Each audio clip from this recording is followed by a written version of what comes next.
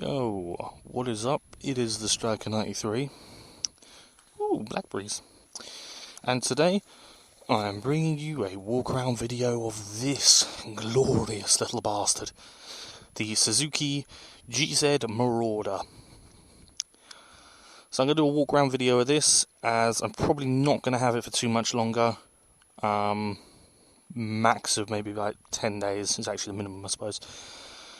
So let's get into it. It is powered by a single cylinder, 12 horsepower engine that propels the bike up to about 60 miles an hour. This will go 60 almost everywhere once it gets up to 60, but it does struggle to go from 50 to 60. It'll do 0 to 50 in 15 seconds, but then takes another 6 seconds to do another 5 miles an hour on top of that. So it goes to show how long it takes to get from 50 to 60. And in fact, on this road here, which is a quarter mile, it only made it up to 55. It couldn't make it to 60.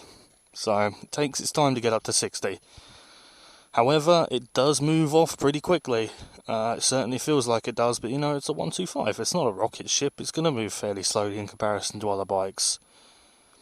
However, it's a very, very comfortable bike to ride. The seats are really, really soft.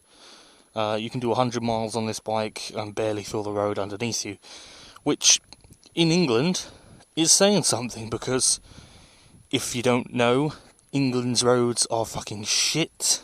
They're awful, awful roads, potholes everywhere, drain covers that just dip down so you've got huge like lips like that. It's ridiculous, our roads are truly ridiculous. But this bike just glides over everything. You barely even feel the road underneath you. It's a really, really nice bike to ride. It takes corners fantastically. It literally eats corners alive. It's really, really good. It's very, very fuel efficient as well. It's got a 16 litre tank on there as standard. And you can fill it up by about 15 litres, because you can only fill it up to the bottom rim here, or else it starts leaking out. And which means you miss out about a litre up top here. But on those 15 litres, you can do pretty much whichever way you ride it, to be honest. You can do about 400 miles to the tank. I ride this bike quite hard. The only reason why I ride it quite hard is because if you ride it nice and slowly and softly and let it get up to speed, you could say goodbye to that 15 seconds on 0 to 50, because it'll take you a lot longer than that. So I tend to ride it a bit hard, but it's never really failed me. It's not the best when it comes to stuff like braking. It's got a single drum brake on the back, which isn't particularly reliable. It has a front disc brake on the front, which you will find you'll be using that more than the back. Now, I use both brakes all the time, but the pads for the front disc brake tend to get worn down quite quickly, because you have to rely on that front brake quite a lot. Other than that, I'd say it's a very, very good learner bike. This is my first bike I ever rode. I learned everything I know now on this bike. And it's an absolutely fantastic bike. So, let's get riding.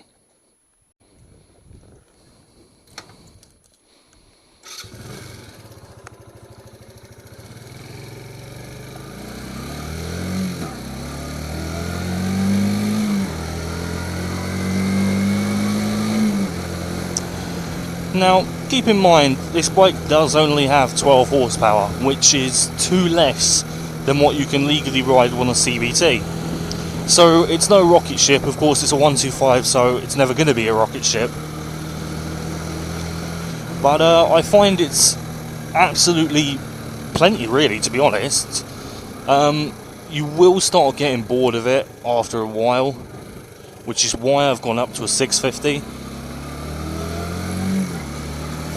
You will get bored of that speed after a while. It takes its time to get places. Well, I will say, as I said earlier, it is such a beautiful bike to ride. Your seating position's really nice and comfortable. Your arms aren't stretched really far out in front of you to reach the handlebars. Your feet are in a fantastic position down here. It's so comfortable. The bike is really, really easy to turn into corners.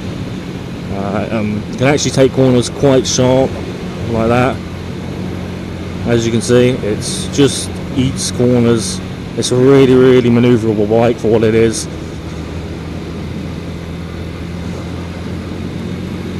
I'd certainly love riding it. I mean, I've done 7,500 miles on this bike in about 7 months, and I know that's a lot for a 125, but I absolutely have loved every single one of those miles. It really, really is a nice bike to ride. And to be honest, I couldn't have asked for a better bike to start learning on, to be honest. So yeah, I mean, overall, on a point system of 10, I suppose I'd rate this bike about an 8. Now personally, I've had a lot of issues with this bike. I mean, I got my one, I picked it up for £950. It was in good condition when I brought it, but it had been left in storage for quite a while, which ended up turning against me, because the guy had obviously not really looked after it that much, and it kind of fallen apart a little bit. It was running absolutely fine, but the more I rid it, the more parts just seemed to break on me. I had the engine, it completely leaked all oil with absolutely no sign of any oil leaking at all. So the piston went, so I had to replace the entire engine. I had the throttle cable snap on me whilst riding. I've had the speedo cable snap on me. I had the chain snap on me whilst riding. I had a back tyre blowout on me whilst riding. The sprocket and cush pads were all worn, so I had to have those replaced.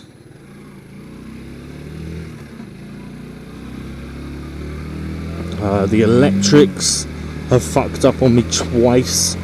The first time round, I was riding past the school on my way to do one of my tests for my motorbike, the Mod 2, and the horn just went off and would not stop going off. And then the next time, a faulty wire up top ended up blowing one of the fuses out, and of course I didn't have any fuses on me, so I was left out in the middle of nowhere. All the electrics on the bike were down. It was absolutely pissing it down. So I had to wait there for half an hour in the rain, getting soaking wet.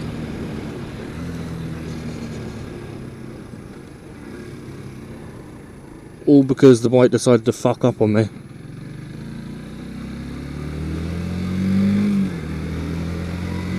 I brought it running, as seen, I suppose, and eventually problems just started coming out the fucking demon hole with this particular bike.